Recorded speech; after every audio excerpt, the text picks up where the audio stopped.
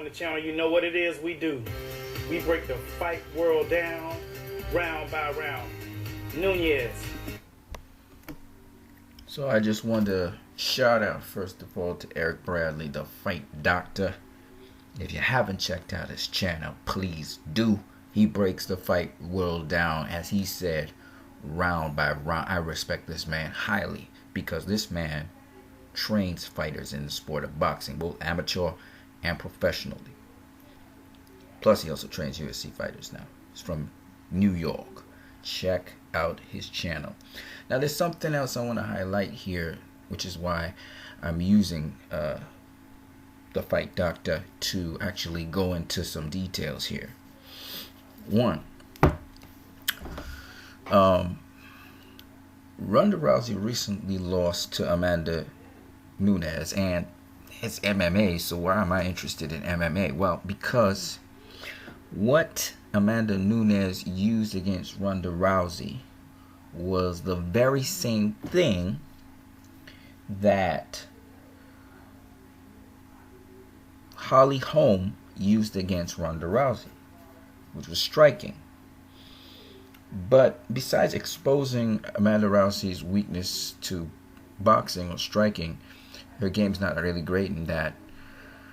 Mentally, Holly Holm has broken Amanda Rousey. I thought about what happened to Ricky Hatton versus Floyd Mayweather. And I think about all these fighters who mentally they've been on these runs and then they encounter a fighter that sort of breaks them. I think of Shane Mosley versus Vernon Forrest. I think of Carlos Baldomir versus Floyd Mayweather. I think of, Arturo Gatti facing Mickey Ward. There are these life-changing fights which either make you or break you. I mean, Arturo Gatti, he wasn't really broken because he came back and beat Mickey Ward. It actually built character for him. And not everybody's like that, And I want to say a couple things. One, the whole reason why the whole world at least knows, even though they didn't know nothing about MMA, you hear about Ronda Rousey and immediately you heard she was beaten. It was big news is because Ronda Rousey built up her name big enough that she actually benefits from anything that happens to Ronda Rousey, good or bad. It makes headlines. And so I remember Adrian Broner getting beat by Marcos Maidana, and same sort of impact. Adrian Broner actually blew up. So I don't know what will happen to Ronda Rousey after this fight in terms of her mentality towards her sport. But what I can tell you is she did some good stuff because her name is that important. That her name had to make papers. It had to make news that Ronda Rousey was beaten again, which is good for her. She built up her reputation enough to be able to milk that. She can go into Hollywood. She can do a whole bunch of other things because she's built herself up to that point thanks to the UFC. So all I'm saying is there's a number of different things going on here that I wanted to discuss. So Eric Bradley, I respect this man highly. I respect a number of other people. JT Van V, the quick tips by the English training coach. I'm trying to remember what his name is. These guys, they know their boxing. You know what I mean? So I really respect them because they really go into detail about boxing, even though it's superficial still. Eric Bradley, what I like about him is he don't just show you stuff. He literally wants you to feel what it's like. So he wants you to do training and get into the training. He has online training programs. He also has, if you can get down to New York, he can train you, get you in a training program. And this is good for your health, like I said, aerobic training, cardio training, good food and nutrition, and all these things. They're very good for you. But what I wanted to really capture on is two things. Now, Amanda Nunes, if I'm not mistaken, I think that is the lady who beat Holly Holm. And Amanda Nunes, she also has stand-up game. She has ground game, everything. And Amanda Nunes is no joke. Now, quite frankly, after such a brutal loss to Holly Holm. It was brutal in the sense that she wasn't just knocked out immediately. She was beaten up badly by Holly Holm and then knocked out. I thought that this, as a comeback fight after that fight, was a bit premature. I'm trying to remember when Holly Holm knocked her out. I think it was this year. It was either this year or last year. Either last year or this year. End of last year or beginning of this year, Holly Holm did that to her. I thought that this fight was not a fight. I know she's entitled as a champion to go after a belt, but get a rematch or something like that. But I didn't think this fight was a fight for her to fight. You don't just jump right back in there at the top level. That could destroy you. Think of Ricky Hatton, even though he had a couple of the fights in between. After Floyd had pretty much broken Ricky Hatton, and Ricky Hatton, if people can recall, if Coach Eric Bradley watches this video, I think Coach Eric Bradley will recall this. Ricky Hatton had a hell of a chin. He was walking through Costa Zoo's punches, and Zoo don't punch soft, okay? Zoo hits you, you can, the average dude will go down. I mean, the average boxing dude, professional boxing dude, would go down with a punch from Zoo. Hatton was walking through some of those punches and still getting into Zoo and leaping left hooks. I'm not talking about you leaping into straight rights. You know what I'm saying? Ricky Hatton had a hell of a chin. And the way how he fought Floyd Mayweather, man, he was walking through Mayweather's punches. Mayweather was still hitting him hard, and he was still coming. This dude was still coming. All right? I thought of his fight against that southpaw, Louis Collazo. Collazo wobbled him in the 12th. And Hatton regrouped himself and came back at Collazo. And Collazo wasn't a super lightweight or a junior welterweight. Collazo was a full-fledged welterweight. Okay? And Collazo ain't no joke. I mean, Amir Khan blew through Collazo. I mean, Collazo got, Amir Khan blew through Collazo. Keith Thurman didn't blow through Collazo. You know what I'm saying? Thurman stopped him, but, Thurman stopped him. Amir Khan didn't stop him, but Thurman stopped him. But Collazo still had some juice in the tank. It's just he was cut badly. You know what I'm saying? Collazo ain't no joke. And Hatton beat him. He knocked him down, I think, in the first round. I think he knocked him down twice, if I'm not mistaken. He probably knocked him down once. I think it was once. But the point, anyway, is Hatton wasn't a joke. Okay? Yeah, he beat Costa Zuma, and Costa Zuma was about to retire anyway, but my point being, Hatton was no joke. Hatton ran through some other fighters like Juan Lascanzo, was a contemporary of Floyd Mayweather. And Hatton came just a little bit after Floyd, He fought an old Jose Luis Castillo, so we're not going to count that one. But he fought a number of other guys. The guy who knocked out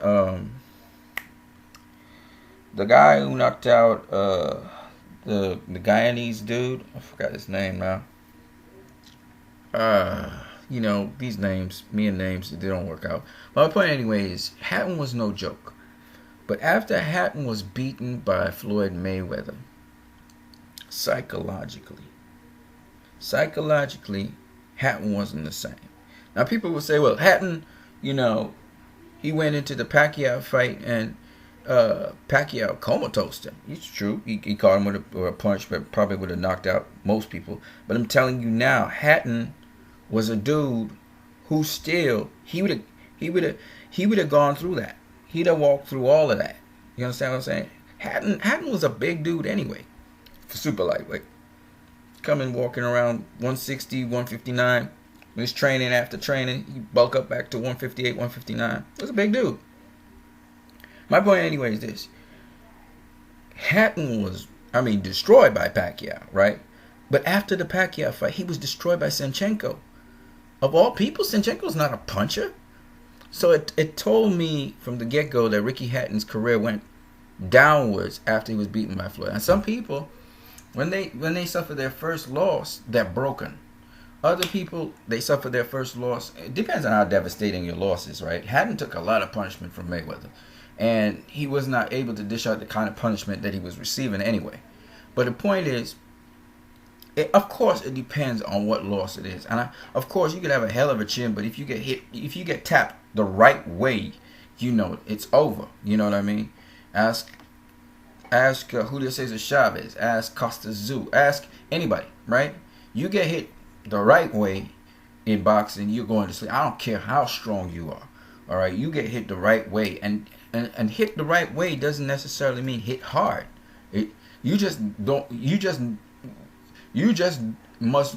You just need to be hit when you are not prepared to be hit. And nighty night. You know what I mean? You know, you're not gonna recover from that. So I think that Ronda Rousey's incident is actually symbolic of a lot of fights in the history of boxing. Guys known as, especially guys known as tough guys and devastating guys. Think of Mike Tyson's story. You know, he really came at Buster Douglas, but Buster Douglas was actually controlling that fight for a lot. He got dropped and stuff, but Buster Douglas was really, he wasn't afraid of Mike Tyson. And Buster Douglas put that boy down, and that boy didn't get back up. He put him down. Okay? Mike Tyson, when Mike Tyson got put down, that was it. You know what I'm saying? And it reminded me of Mike Tyson when he faced Danny Williams. I don't know if you guys remember that fight. But that Danny Williams fight summarized, I mean, Mike Tyson wasn't Mike Tyson then.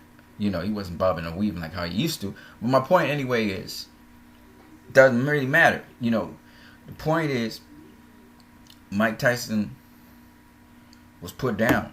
Almost identical to what Buster Douglas was put down. And my point is, you can't be a tough guy out here.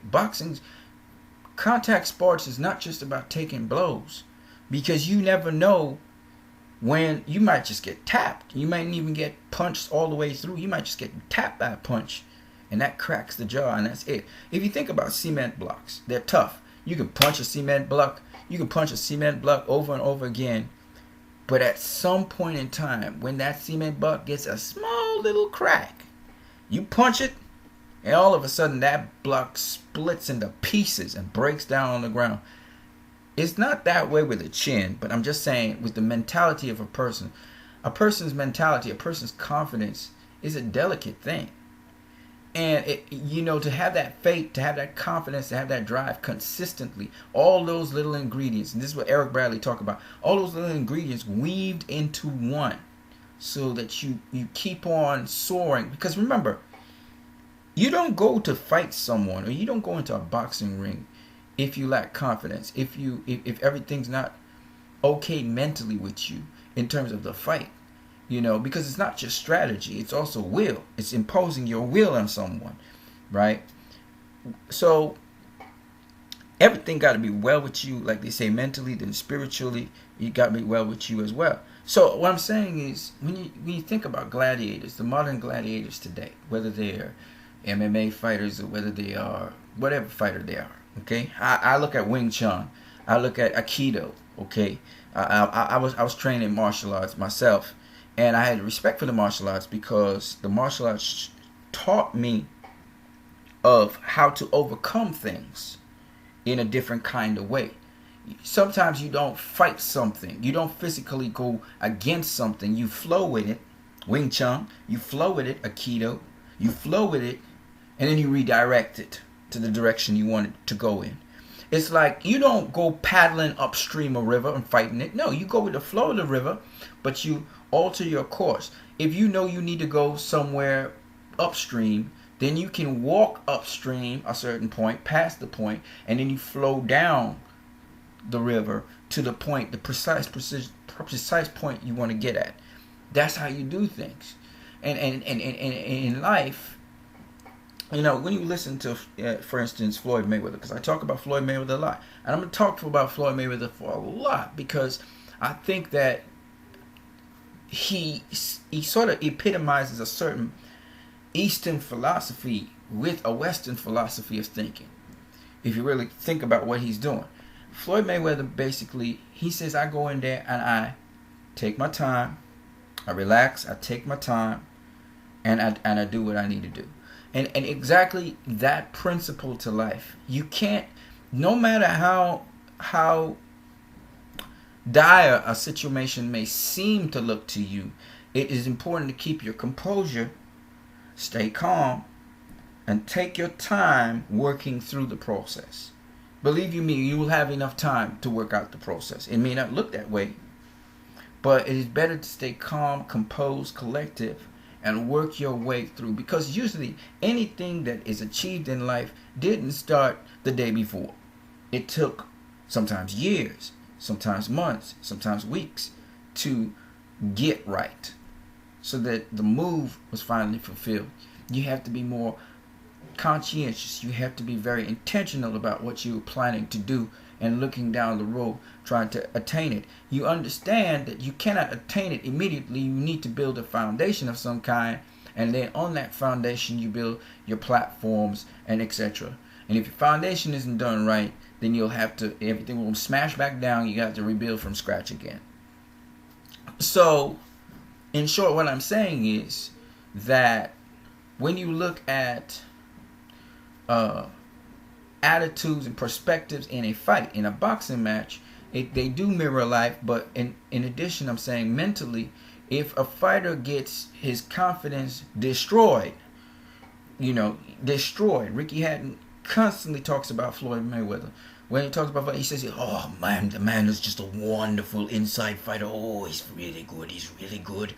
Why do you think Ricky Hatton talks about that so much? Why does he talk about what Pacquiao did to him? Why does he keep on talking about how Mayweather broke him down and then destroyed him? Why does Ricky Hatton talk about that? Because he knows that Floyd got him from the inside out. Pacquiao just happened to reap the benefits of that. I'm talking mentally again, on a mental level, that Floyd broke down Ricky Hatton. He destroyed him at his own game. Ricky Hatton was taking the fight to him. Ricky Hatton's an inside fighter. He's a swarmer. He got quick feet. He jumps in. Kind of like Pacquiao, but he's on the inside mostly. And he got a hell of a chin. And he knows how to place his shots on the inside. Floyd showed Ricky Hatton, I'm going to do this. I'm going to fight you at your game. I'm going to beat you on the inside. And then I'm going to take your game and use it against you. Right? That is a whole, psychologically, that's a whole other level of boxing. Okay? Most really good strategic boxers, what they do is they're going to take away your weapons from you. So, like, if it was like another fight, like Bernard Hopkins, or they fight Ricky Hatton on the outside where he can't be effective against them, and Ricky Hatton tried to launch in on the inside, they catch him with something, right? Mayweather fought him on the inside. Mayweather fought Ricky Hatton's game against Ricky Hatton. That's what Ricky Hatton appreciated. He said, oh, he's a beautiful inside fighter. Nobody expected Floyd to fight Ricky Hatton on the inside so well, using the tools Floyd has. And all I'm saying is, when Floyd fought Marcus Maidana, what impressed Alex Ariza, where Alex Ariza had to go see Floyd, because Alex Ariza knew what he put into Marcus Maidana, and they knew the game. Alex Ariza could not believe that Floyd was fighting with Marcus Maidana on the inside. In fact, Sergio Martinez, I remember when Floyd picked Marcus Maidana, Sergio Martinez was shocked. He was like, Floyd picked Marcus Maidana? Does he know what he's picking? Does he know what he's up against? Does he know how rough and rugged this dude is? Doesn't he want an easy fight? You know what I'm saying?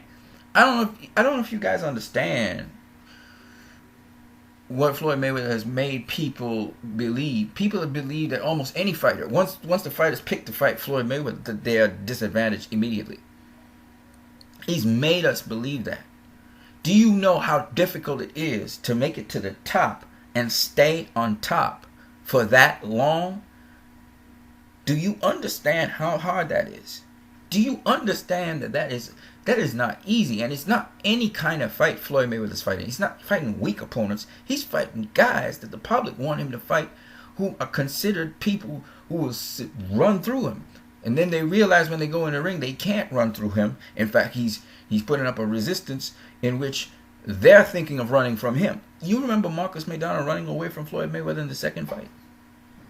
Do you know why Marcus Maidana tackled Floyd in the first fight? Because he realized he wasn't. Floyd turned the tide on him. Floyd wasn't backing down. He turned the tide on him and started whooping his tail. Marcus Maidana had to do roughhouse tactics. He got to bite him, knee him, tackle him, because he realized when it comes to boxing, this guy gonna beat me and I'm gonna get knocked out in the ring. I'm not about to get knocked out in no ring against this guy. Alright? I'm just saying to you people, man, that it's a mentality you have to have in this game.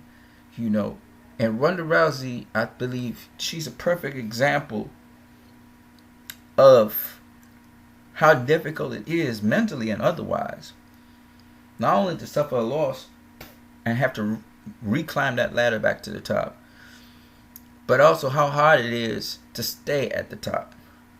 All right, we've had 3 world champions in Rhonda Rousey's weight class in the last year. A year hasn't even passed, and 3 champions. We had Holly Holm beat Rhonda Rousey. That was the second one. Then we had Amanda Nunes beat Holly Holm. That's 3 champions in the space of short time. And you look through history, you will find some long-reigning champions, but usually those long-reigning champions ain't fought nobody. Take, for instance, Arthur Abraham. He a long-reigning champion. He just hung out in Germany and fight duds. You know what I'm saying?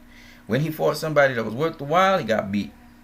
You know, I think of a whole bunch of them, actually. I think a whole bunch of them. They long-reigning champions, so they have a lot of championship fights. Still didn't make Joe Lewis's run. Of course, he had the Bum of the Month Club as well.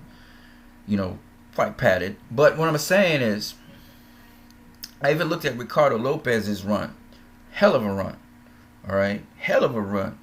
But he didn't have a whole bunch of Rosendo Alvarez's to deal with. You know what I'm saying?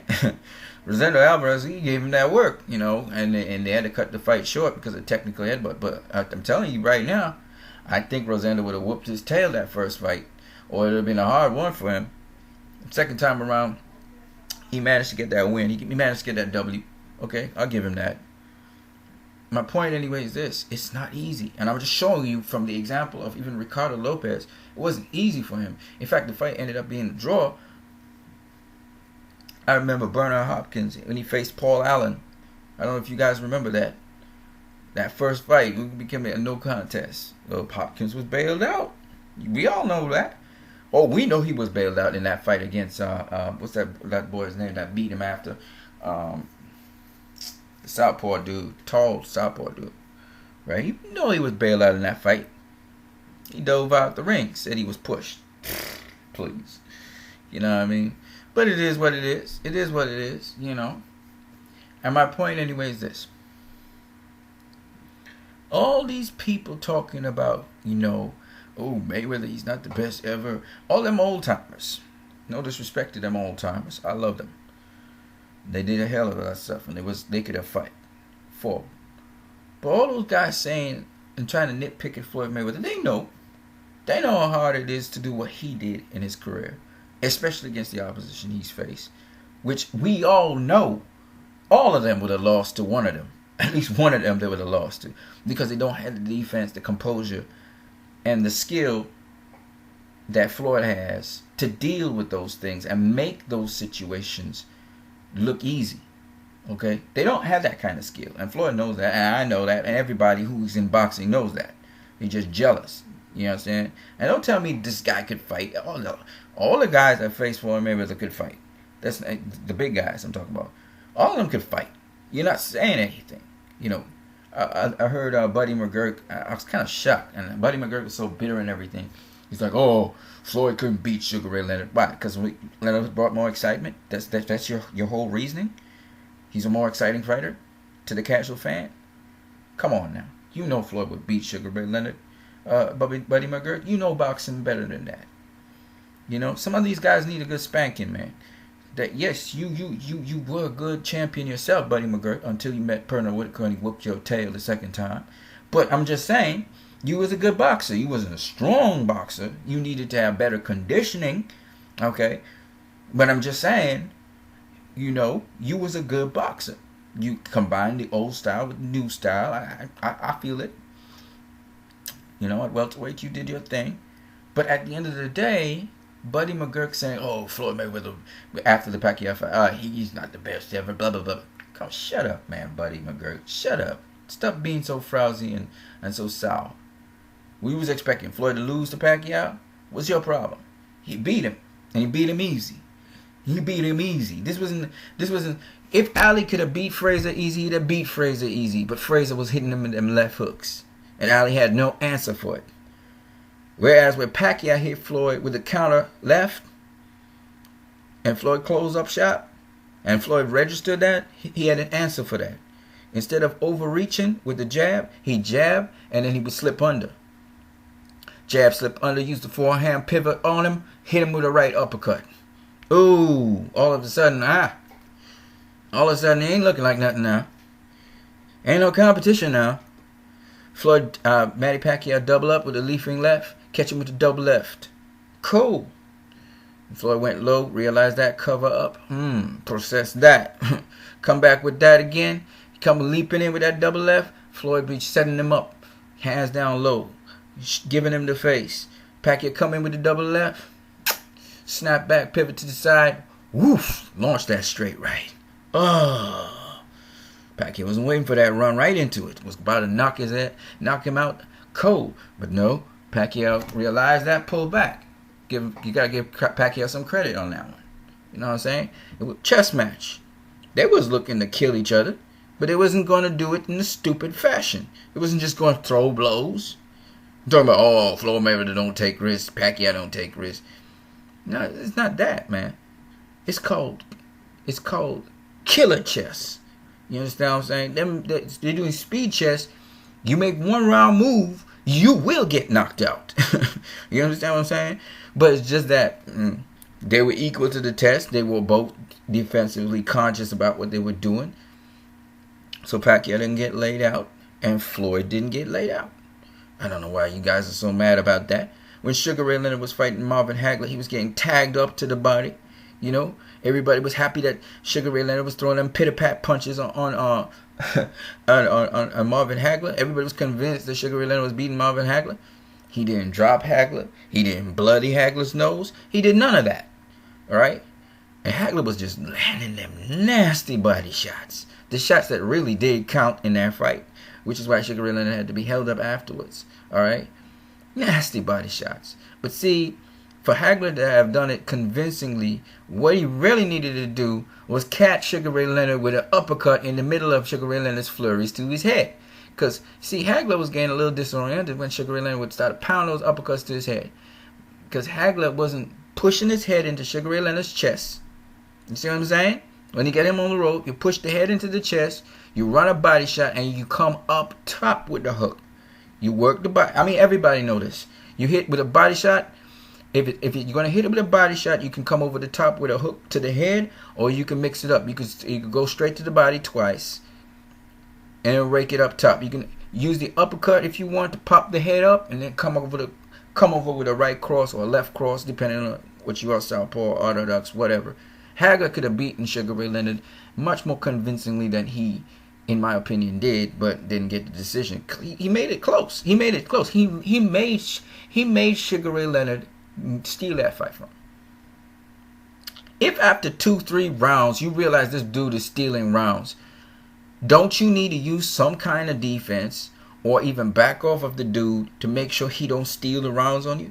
But you go and you let him steal the rounds on you. So I'm not mad. Leonard won. Hagler let him get away with that. You know what I'm saying? Hagler had the skills, he had the ability, but Hagler didn't fight smart. See, you gotta fight smart in this world. If you want to win a fight, you gotta fight smart. You know, every fighter, I look at generally speaking, most fighters, they don't take their time. A guy hit them, they feel they need to go back and respond. You don't always have to go back and respond to a dude. You can set him up. Oh, you hit me this way? Okay. Hit me here again. You can block it a little bit. You set him up. So when he's coming through with the predictable punch that you expect him to do, you anticipate that punch coming, you can give him something now. Give him something back. When he thinks you ain't nothing, you get him back with something. And you hurt him. But see, some of these dudes, they think it's all about testosterone, flinging hands. Oh, Sugar Ray Leonard was great against Donnie Lalonde. He didn't set up Donnie Lalonde. He was fighting Donnie Lalonde all the way through. Stupid. That's why you got dropped. You got to set Donnie Lalonde up. Because he's the heavier dude. You know what I'm saying? So all I'm saying is that, yeah, you got to be tough. Yes, you got to have a certain mentality. But at the end of the day, to tell me that Floyd Mayweather is in any category with Sugar Ray Leonard, Hagler, Hearns who got dropped by Leonard, dropped by Hagler, because he decided to go bombs away. It was more of a brawl. It wasn't so much of a boxing match. It was more of a brawl. Hearns is stupid. Again, you fighting stupid. You know you chinny. You gonna go in there and blaze with a dude who can punch and he's strong and he's tough? Yeah, you bust his nose. Yeah, you bust his nose and he's coming at you, but you got to stay calm. Take your time. Pick him apart. Right? Hearns had the power. He knew he had the power. Sharp shoot the dude.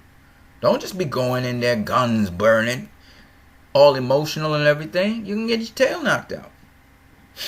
I mean, this is common sense. Hearns was a smaller dude anyway. Why was he going in there trying to blaze up Marvin Hagler? Yeah, you go in there if you can get him out there, you can get him out of there, but you don't always. So I'm just saying that you can tell the difference between a smart fighter and someone who, yeah, everybody when they get punched in the face, they get a different plan, no doubt about it. But at the end of the day, smart boxing, man, smart boxing. People need to appreciate the sport for Gerald Washington. Pay attention to that dude. I really have respect for him already. I love how he boxes, and I'm hoping that he gets even better. As a heavyweight, that boy can box, man. And he got a good chin too, but he gotta use the high guard sometimes. Because he get caught too much with left hooks and even right hooks sometimes. Because he's too lazy with his shots. You need to be a little bit sharper. But I like how he boxes, man. Gerald Washington, I like how he boxes. He's learning. So on that note, folks, you guys have a great one.